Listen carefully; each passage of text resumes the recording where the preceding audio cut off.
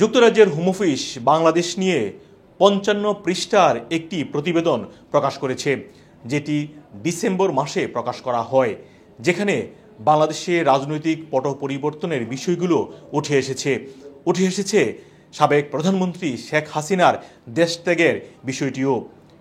এই রিপোর্টের কারণে যুক্তরাজ্যে যারা অ্যাসাইলাম আবেদন করবেন তাদের ক্ষেত্রে কী ধরনের প্রভাব পড়তে পারে সেই বিষয়ে আমরা কথা বলবো ব্যারিস্টার এবং সাংবাদিক তারেক চৌধুরীর সাথে।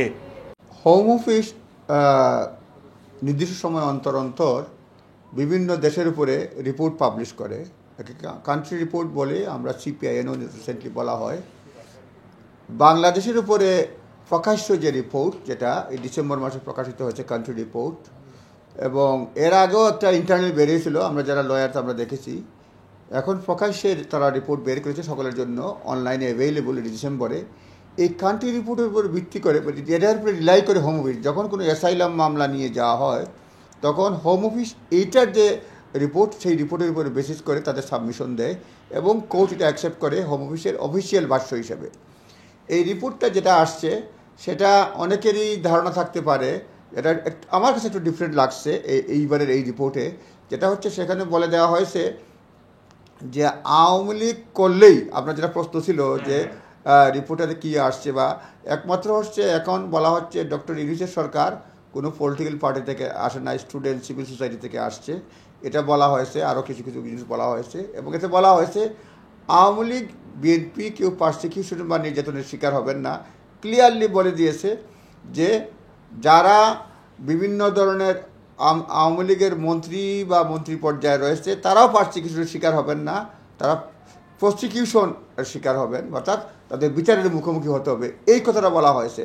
সুতরাং বলছে কোনো ধরনের পারসিকিউশনের শিকার হবেন না, অর্থাৎ আওয়ামী লীগ হলেই যে এখানে আসবেন, আসার পরে মামলা এটা হাতে নেবেন, নির্যাতনের শিকার হয়েছি বলতে ইন্ডিভিজুয়াল কেসে প্রমাণ করতে হবে রাজনৈতিক অপিনিয়নের জন্য উনি নির্যাতনের শিকার হয়েছে। কিন্তু এখানে ক্লিয়ারলি বলে দিয়েছে রিপোর্টে, এখন যারা প্রসিকিউশনের শিকার হবেন নট বিকজ তাদের পলিটিক্যাল ওপিনিয়নের জন্য, তাদের কর্মকাণ্ডের জন্য, এবং হাই লেভেল অফিসিয়াল যারা রয়েছে, মন্ত্রী পর্যায়ে রয়েছে, সিগনিফিক্যান্ট পজিশন হোল্ড করেন, এটা বলা হয়েছে। সুতরাং অন্যান্য যেটার মামলার ক্ষেত্রে থেকে একটু পার্থক্য রয়েছে।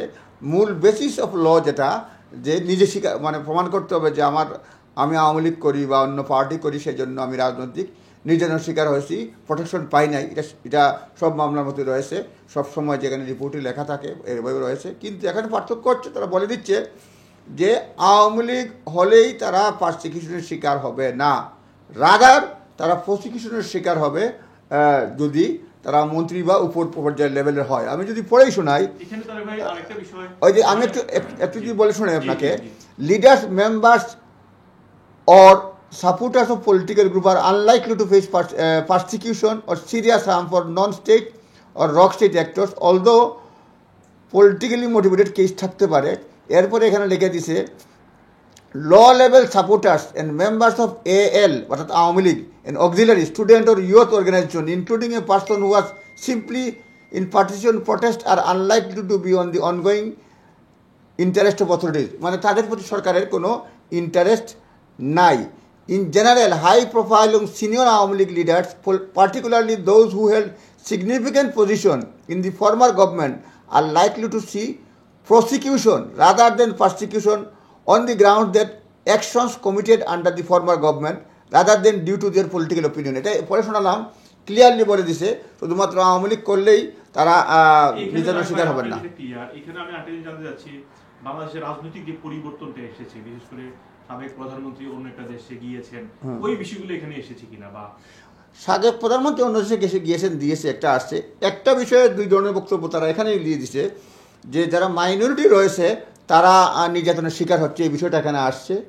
হ্যাঁ, আবার ওখানে আইজিসি ইন্টারন্যাশনাল ক্রাইসিস গ্রুপ থেকে বলা হয়েছে মাইনরিটি গ্রুপ যারা রয়েছে because of the affiliation with Awami League, শুধুমাত্র তারাই নির্যাতনের শিকার হয়েছে। হিউজ আপনার 55 পৃষ্ঠার রিপোর্ট দিয়েছে, উভয়ের বক্তব্য আসছে। শেখ হাসিনা যে গ্যাদার করতে বলছিলেন সেটাও আসছে, হ্যাঁ, ছাত্রলীগ নিষিদ্ধ হয়েছে সেটাও আসছে, আওয়ামী লীগ যে নিষিদ্ধ হবে না সেই ব্যাপারেও কথাবার্তা এখানে আসছে। মোটামুটি 55 পৃষ্ঠায় তারা বলছে যে এইমাত্র নন পলিটিক্যাল একটা সরকার এখানে আসছে, তবে নির্বাচন কখন হবে না হবে এটা যদিও অ্যাসাইলামের বিষয় না, কিন্তু যেহেতু কান্ট্রি রিপোর্ট সেই বিষয়টাও এখানে আসছে যে এটার উপর ভিত্তি করে অনেকটা অ্যাসাইলাম কেসগুলো দিয়ে থাকে। জি, এখন যারা ধরেন আওয়ামী লীগ বা বিএনপির অ্যাসাইলাম করেছেন বা করবে, তাদের ক্ষেত্রে আপনি ক্লিয়ার বললেন যে প্রসিকিউশনের কোনো ইয়া নাই, কিন্তু তাদের ক্ষেত্রে মানে কি ধরনের পরিবর্তন হতে পারে যে সামনের যে বা যাদেরটা পেন্ডিং আছে বা নাই এরকম ধরনের? একটা হচ্ছে যারা বিএনপি রয়েছে, আমি একজন ইমিগ্রেশন লয়ার হিসেবে বলতে পারি যে যারা বিএনপির রয়েছেন তাদের মামলার ক্ষেত্রে এই রিপোর্টটা বিশাল প্রভাব ফেলবে। এমনিতেও সরকার পরিবর্তনের কারণে এটা প্রভাব ফেলবে। কেন ফেলবে? কারণ এখানে বলে দিয়েছে তারা রাজনৈতিক নির্যাতনের শিকার হবেন না।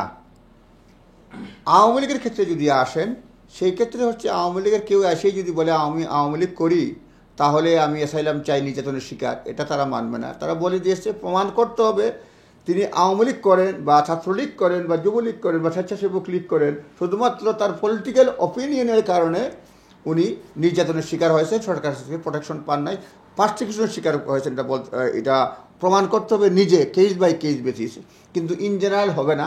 এবং এইবার যেটা এখানে ক্লিয়ারলি বলে দিয়েছে, এই সরকার তারা নন পার্টিজান, কোনো পলিটিক্যাল পার্টি থেকে আসে নাই, এবং তারা পূর্ববর্তী সরকারের কার্যক্রমের যারা মন্ত্রী বা সিগনিফিক্যান্ট পজিশন হোল্ড করেন তাদের কর্মকাণ্ডের জন্য প্রসিকিউশনের শিকার হবেন, অর্থাৎ বিচারের সম্মুখীন হবেন, পার্সিকিউশন বা নির্যাতনের সম্মুখীন হবেন না।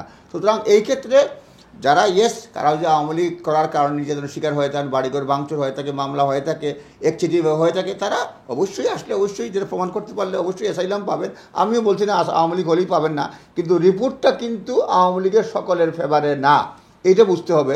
কান্ট্রি রিপোর্টটা ভালো করে পড়তে হবে, যখন যাবেন কোর্টে তখন বলতে হবে নিজস্ব মানে কেস বাই কেস যদি দেখা যায় উনি সিগনিফিকেন্ট পজিশন হোল্ড করেছেন, আওয়ামী লীগের বড় লিডার ছিলেন, উনি কোনো ধরনের অন্যায় করেন নাই, কোনো ধরনের নির্যাতন করেন নাই, তারপরে ওনাকে গ্রেফতার করা হয়েছে, বাড়ি ছাড়া হয়েছে, বাড়িতে ভাঙচুর করা হয়েছে, এই ধরনের যদি কাহিনী থাকে সেই ক্ষেত্রে অবশ্যই অবশ্যই এখানে তার অ্যাসাইলাম পাওয়ার সুযোগ রয়েছে, অধিকার রয়েছে, এবং আইনগতভাবে তিনি লড়তে পারবেন।